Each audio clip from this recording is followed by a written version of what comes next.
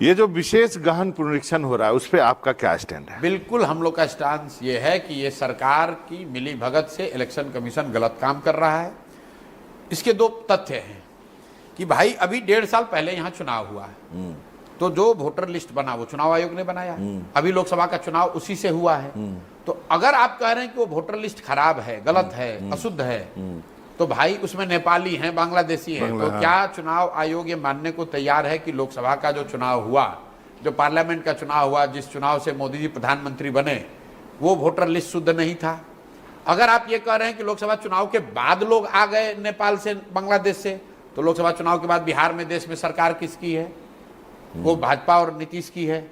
मेरे भाई ऐसा है कि अगर आपको वोटर लिस्ट का सुधार करना है तो जिन लोगों जो 14 का वोटर लिस्ट है उसको मानिए, उसमें जिन लोगों की मृत्यु हो गई उसको हटा दीजिए, जिनका उम्र 18 से ज्यादा हो गया उनका नाम जोड़ दीजिए, जो पलायन करके चले गए उनका नाम हटा दीजिए।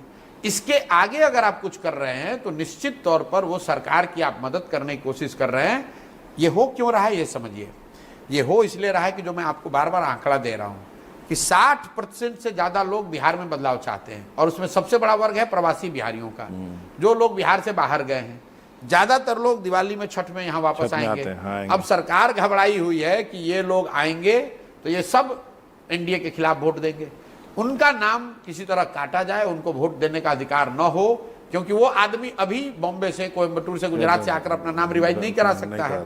इसीलिए भाजपा की कहने पर या भाजपा की मदद के लिए चुनाव आयोग ये कर रहा है, जो कि गलत है।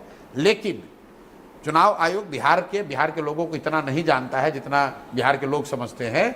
बिहार के लोग बहुत राजनीतिक लोग हैं, ये मानने वाले लोग नहीं है। हर हालत में हर व्यक्ति अपना नाम उसमें जुड़वा लेगा। किसी न किसी तरह का कागज जो चुनाव आयोग चाहता है हम लोग प्रोड्यूस करेंगे, सब वोटर वोट देगा।